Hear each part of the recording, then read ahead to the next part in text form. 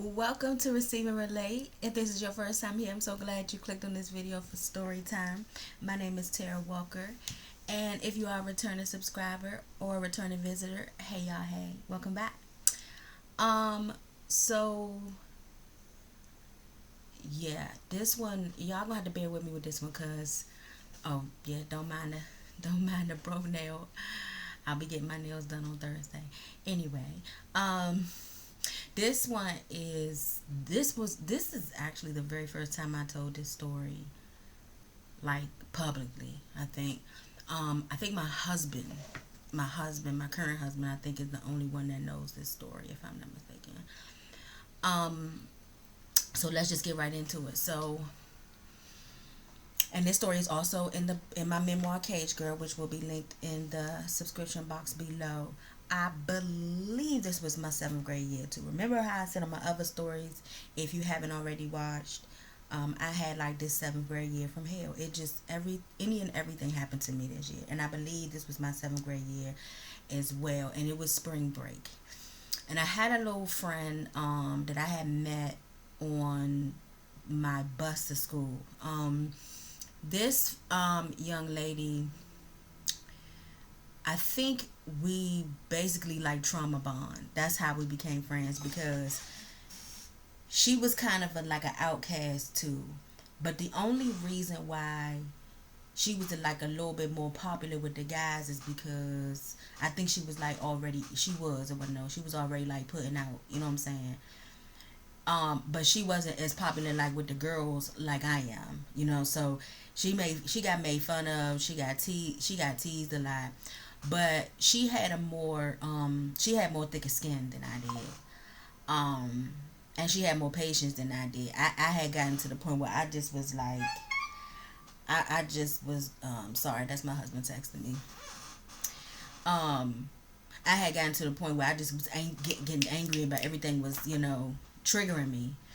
And so I was like ready to fight her this year. But she just, and it's like when she knew people were talking about her, she just didn't really, she ain't let it phase her. But me, I was like a ticking time bomb.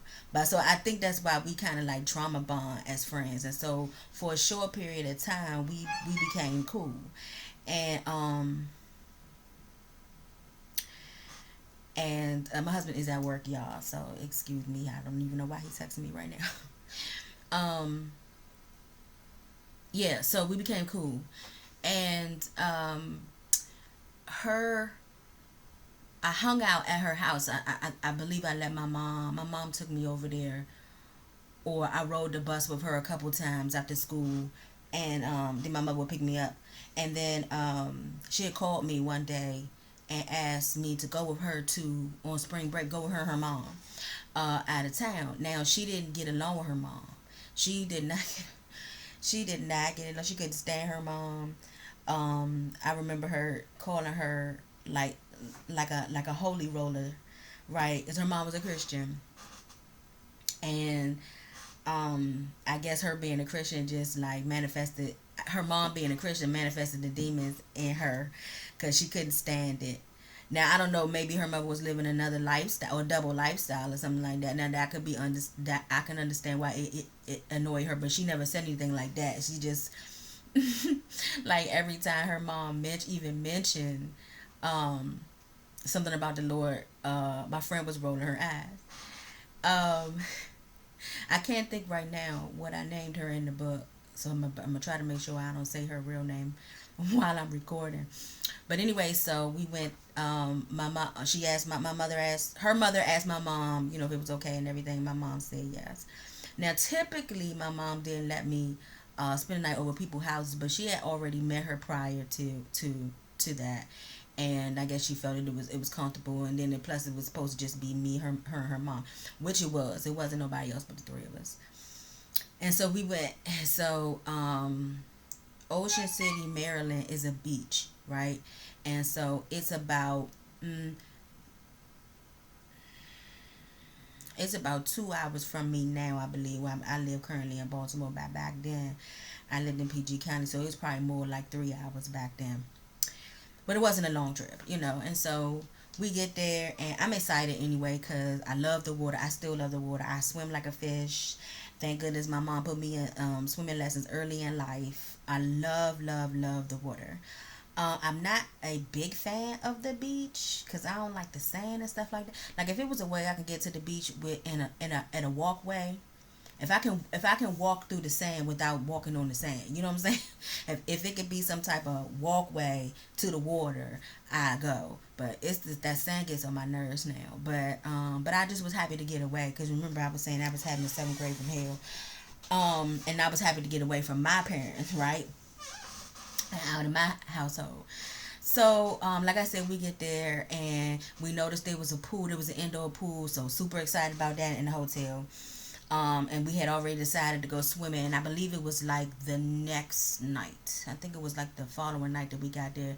My friend and I went down and went to the pool, and so yeah, so when we went, I don't know what time it was, but nobody was in there. Like nobody was in there but me and her. And I don't think it was too late because I don't think her mother would have let us go down too late, which was interesting. But it was nobody else in the pool, ironically, and but me and her at first until a little bit later. But I get to that.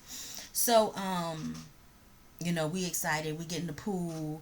We splashing around playing, and then she starts like grabbing, like she pinched my butt, pinch my breast and stuff like that. And I really didn't think about nothing like that at first. I'm like, cause you know, I don't know. Remember, shoot, by this time stuff had already happened to me, but I still didn't think of it in that way. I just thought that this was just like her being just like this playful.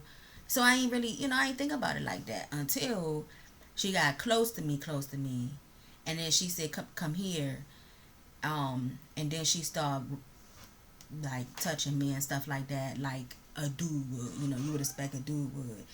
And so I kind of like had like a flashback. Remember, if you haven't seen it, you go back. But I believe it's titled "The Third Girl," I believe, who molested me at gymnastics camp. But we weren't in the pool. We were in the locker room. And so it was kind of giving me them type of vibes, but this went way further than that, even that. And so she had asked me, no, she didn't ask me. She, I was getting ready to say she asked me was I a virgin. No, she didn't ask me that. But she began to like, as she was fondling me and stuff like that, she asked me to open my legs, and then I did. And again, like I said, by this time I'm kind of used to. Remember, less me here was like felt like it was on my forehead or whatever. Now this one I was really kind of shocked about though, because she didn't give me any of them type of vibes at first. Like I didn't even nothing to allude that maybe she may go both ways or whatever like that. And I still didn't, to this day, don't even know if she did. She did go both ways, but she did that night. So I did, because remember, I'm little. I'm a people pleaser. And so she tried to insert her finger into my vagina several times, but I kept wincing in pain because I was very much still a virgin back then. Even though yeah, by this time my if you seen that story where I told you my little boyfriend, we tried to have sex but we were interrupted. So you know what I'm saying, you put your thinking cap on. We didn't go all the way, put it like that. And so it still, obviously it still hurt. And then she got mad at me. It's like she got a little frustrated because she was not able to penetrate all the way, and because it hurt, she actually got frustrated with me. And then she snapped at me and was like, "You too tight."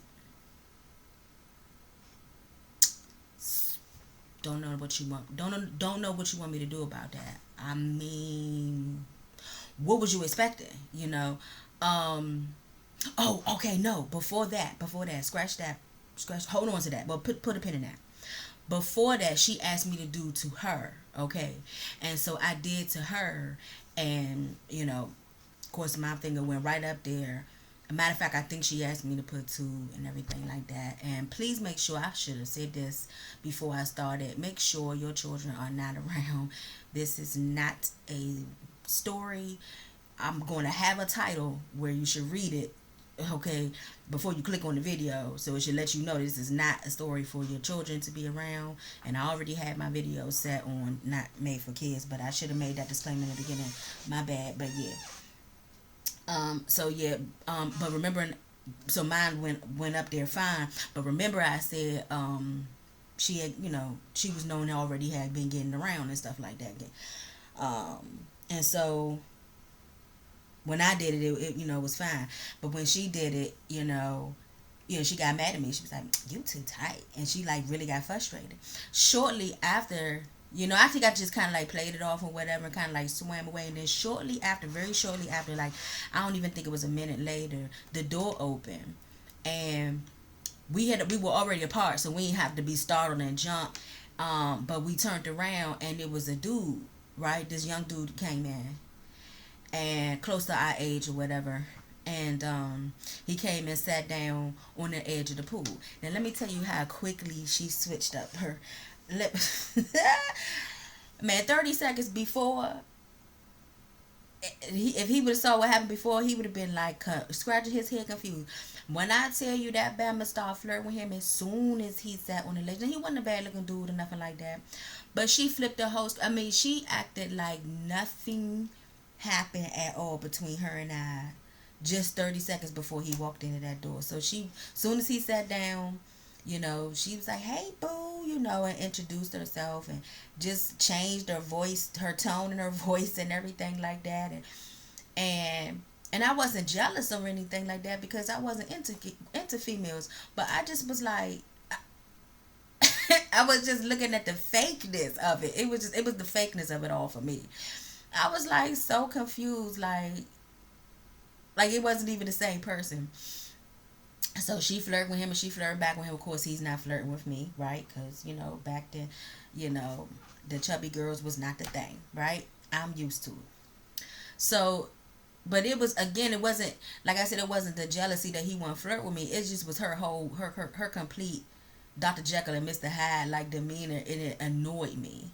So I had got out of the pool and went and, like, sat on the, she was like, "Where you going?" I was like, "I'm just going to go over here and chill for a minute, whatever, y'all good, whatever." And so they kept talking for a few, and then I did get back up because I felt awkward, being over there by myself, and then I ain't wanted to look like, because if it looked like I had an attitude because they was talking and I wasn't a part of it, but that's not why I had an attitude. But I ain't want them to think that, so I got back up anyway, and I did something very awkward. I'm laughing now, but it wasn't funny. Then I did something very awkward. So again, this story is in the book. You're gonna laugh. I didn't. Okay. I didn't want to squat to sit down on the side of the pool because I was afraid if I squatted, I might poop. Listen. These are all the thoughts and stuff like that be going on in my head, and still to this day, really. But I was scared. I was like on poop. Okay, and I was scared that I would lose my balance and kind of topple over a little bit or whatever. So what did I do? I just jumped in the pool. But I didn't like run and jump in the pool. I just like literally walked over the edge and jumped in the pool. Now, mind you, I can hear them laughing on my way down, right? On my way, submerging. I can hear the laughter. I can hear them laughing at me. When I came up, my friend was like, "What are you doing? And why did you do that?" And I didn't even have an answer for her. Like, and I didn't want to tell them the truth. Like, I was like, "I don't know, And remember, laughing at me is a trigger, right? So that made me more annoyed and everything. And so, he called himself trying to like engage with me now. And then now he asked me my name and stuff like that, and like real small talk or whatever. But I'm really like giving him a side eye, like, "Dude, you was just laughing at me. Like, I'm not even feeling you right now at all. Like, don't talk to me." And then like I said, they kept flirting and stuff like that, and I believe they If I can remember correctly, like I said, it's in a book. But I think they talk to like exchange numbers, but technically we were supposed to leave the next day. It was only supposed to be like a couple day trip, but what ended up happening was, oh, this is another story too. That I probably should do another video with this. I made my mom mad again because I was supposed to call her when I got there from this. I'm telling my age. We had cell phones back then or whatever. We had, my mother gave me this calling card, and I tried to use it, but I didn't know how to use it, and I couldn't figure it out. And so when her mom would ask me, did I talk to her, my mother, I lied and I said I did, but I didn't. Um, yeah. So that's just what happened with that. Um, yeah, I probably gonna have to break this up because then I gotta tell y'all what happened when we got back home. I probably gotta do a part two to this. So put a pin in that. Um, because we stayed in another one more night or like another night, but they never hooked back up again because I think we went out the next day or whatever, and I don't think they ever saw each other again. Now I think they might have exchanged numbers, but well, at least I didn't run into them. And matter of fact, that night when we left the pool, I well, no, that's what happened. When we didn't leave the pool, I left the pool up and went up first. And then her mom had asked where she was, and I had to like lie and make up some excuse like she had to use the bathroom or something like that. But and I don't know what they did. She never told me. I ain't asked. I don't know if they did anything. I don't know. I never asked. But yeah, so that's that story. So like I said, put a pin in this one because I do need to come back and tell y'all what happened when I got back home. Woo child. So yeah, that's this story. Another unfortunate uh story of molestation. Yeah, so yeah, my friend stuck her finger in my vagina and got mad at me because I was too tight. To this day, I'm glad I was because I don't know what would have happened after that. But anyway, thank you for again for listening to this story. If you want to hear some other stories, I have a whole list on my whole playlist called Story Time. You're more than welcome to watch those, and please like, subscribe, and share. I would really appreciate it. Thank you for watching. Um, oh, if you would like to donate to the ministry, because ministry costs, and there's some things that I need in order to keep doing this stuff for y'all. So I would appreciate if you would sow into the ministry. That would be so dope. And remember, people receive when they can relate. If you can relate to anything like this, put a comment if you don't mind sharing. If not, just give me a thumbs up. I would appreciate it. Yeah, and that's it. Oh, I also, like I said, my memoir, which is a paperback and an ebook, is in the description box below. I also offer coaching services. That is also in the same link. Okay. Yeah, I love you, but know that God loves you more. I'll see you next time. Bye.